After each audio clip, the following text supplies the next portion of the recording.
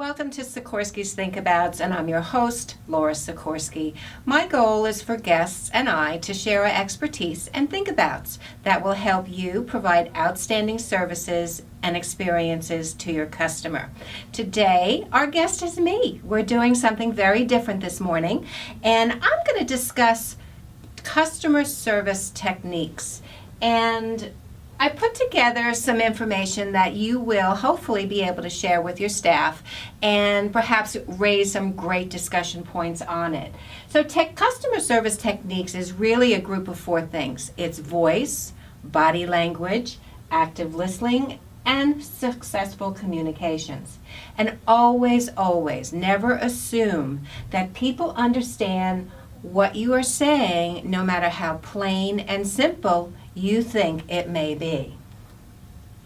So your voice alone conveys your moods, and it'll express a positive attitude, a negative attitude, and a really don't care attitude. And the latter is one you definitely do not want your staff to give that opinion to your customers. We also know that first impressions are lasting impressions. And believe it or not, you only have 10 seconds to do it. And I suggest how many of us have felt kind of a downer when we call a customer service center and the person answers the phone with, "How may I help you?" Very monotone. And you're like, "Hey, wait a second. I'm calling to, compliment your company, or I'm calling with an appointment issue." You got to be very, very careful. Always make sure that you may be in a hurry, but the person at the other end of the telephone or who is standing in front of you doesn't want to be an abrupt person talking with them. And they don't really care if you're in a bad mood. So this is something I find extremely interesting. Body language is very important, not only on the telephone, but it is important, obviously, in a face-to-face environment. So body language is 35% verbal and 65% nonverbal.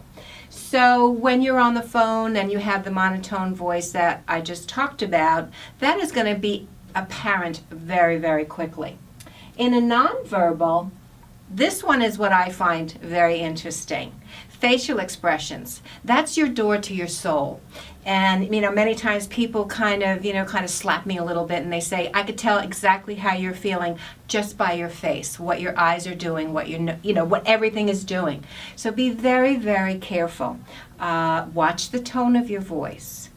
Movement, posture, doing the show. If I was talking to you this way, I don't think you really want to watch me anymore.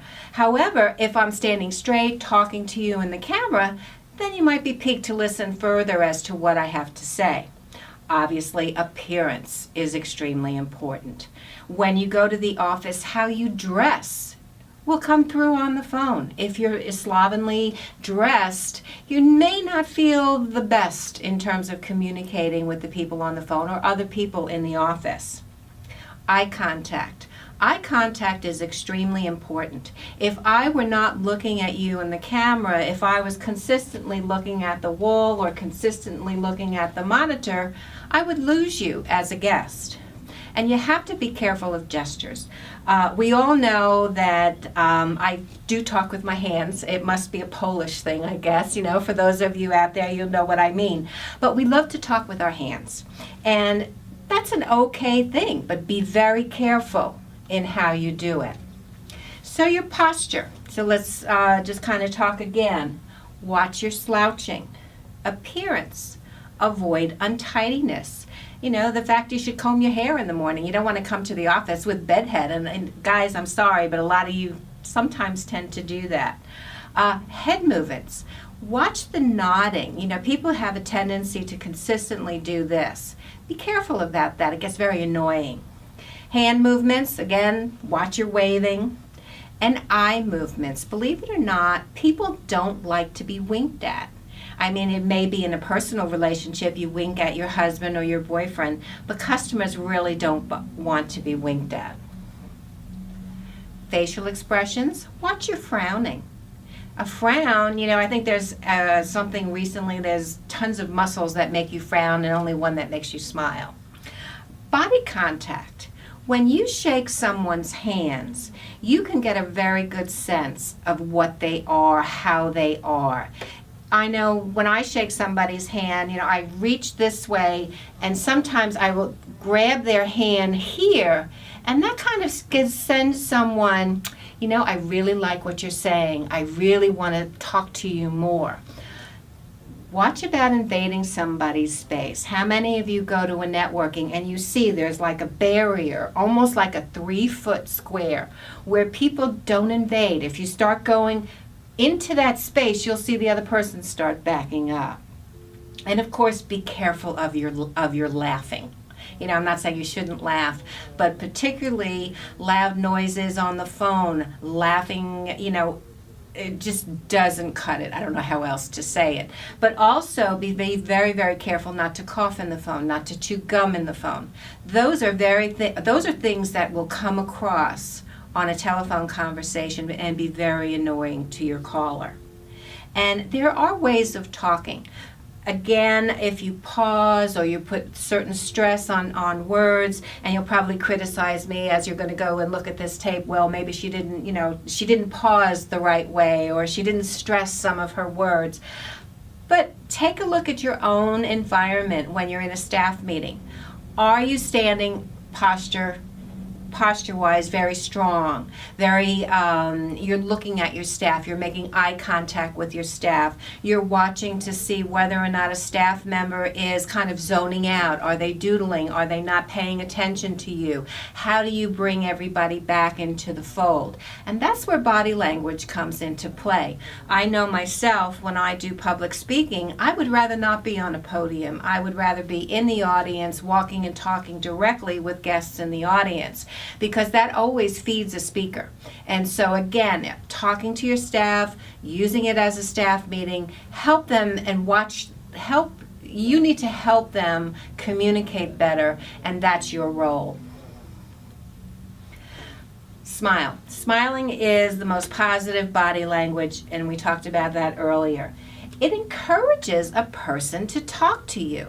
When you're smiling at somebody, and number one, you feel better when you're smiling. You may not feel so good inside, but if you smile, people are going to tend to want to come over to you. And it also shows that you are a happy and confident person. Active listening. Active listening is something that's been around for a very, very long time. It kind of makes people safe to really share his or her feelings with you, because you're listening, you're watching them, or you're saying something on the phone, perhaps, I understand what you're feeling. But it's also a very important trait to have. You have to be tolerant with a face-to-face customer, tolerant with a customer on the phone. And of course, the active listener is going to be in full control of how he or she comes across to that customer. What is a smart communicator? A smart communicator always creates the solution either in a face-to-face environment or on the phone. They ask, what would you like us to do? Where do I need to be to make you satisfied with our company? It's the long-term relationship that counts in a customer service environment. So be prepared to invest your time with your staff, because the ultimate goal will be customer satisfaction, better bottom line, and customer retention. So our think-abouts from today, very brief. Keep everything in perspective when you're working in customer service. The customer is the most important thing for you. It is the most important challenge for you, and how you react with them is going to make you a happy employee and certainly a happy customer. And always remember that please and thank you are the most important words, and certainly listen with empathy. So with that, I just want to say I hope you enjoyed just me today on camera.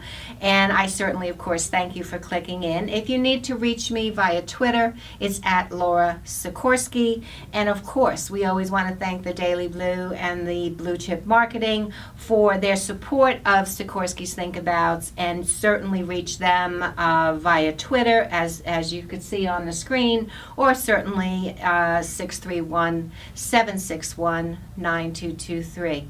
So with that, I want to thank you for clicking in, and have a perfect day.